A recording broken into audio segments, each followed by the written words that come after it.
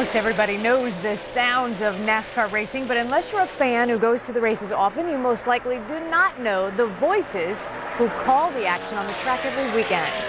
Kevin Harvick on the outside with a ghost of Dale Earnhardt looking on.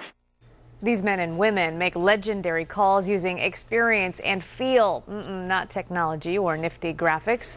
Our David Whisenant is live tonight, and David, you got to look behind the scenes at how they make it happen, and you have a very old radio there.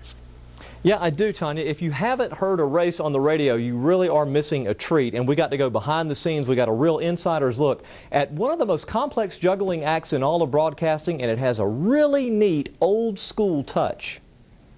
Side by side down the front stretch, Terry Labonte. They've made the call on some of NASCAR's most exciting moments. Here comes Earnhardt. He hits Labonte. Labonte spins in turn two. I've got the best job on the planet. Carl Edwards wanting to wrestle away the runner-up spot here from Clint Boyer. I get to go to races and talk for a living. That's pretty good. Dale Earnhardt Jr., the leader. For millions listening nearly every weekend, Doug Rice and his 15-person PRN crew are the eyes, ears, and voice of racing.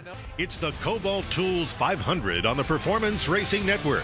Good afternoon, everyone. Race days are long for the radio crew. They have to set up the gear early and test it. Then they have to gather interviews with drivers and crew chiefs like Tony Uri Jr. A lot of people out there sliding around, a lot of people having trouble. It's not as easy as it looks.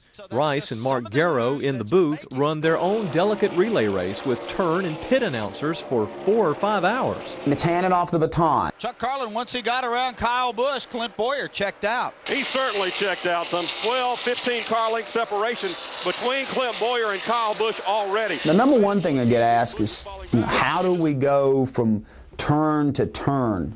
And that's just feel. That's just years of working together. Down to All-Tel pit reporter Jim Noble.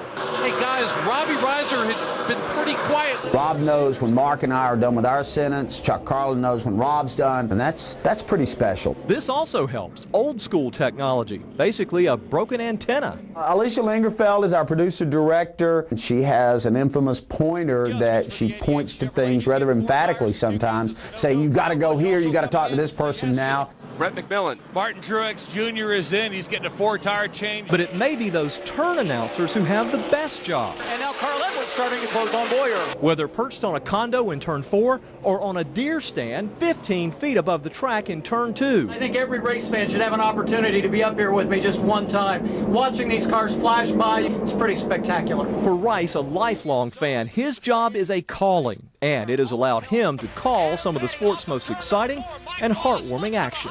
But it's not enough. The checkered flag to Adam Petty, and he pulls off the same trick that his brother... And of course, 2 years later, Adam Petty was dead, so that's what makes that such a special call to Doug Rice and the PRN crew. They're doing well now. They're on 500 radio stations for each race that they do, and just this week, they were able to cut the ribbon on brand new studios at Lowe's Motor Speedway in Concord. So things going well there for PRN. Live in Salisbury, David Whisenant, WBTV News 3. All right, David, some important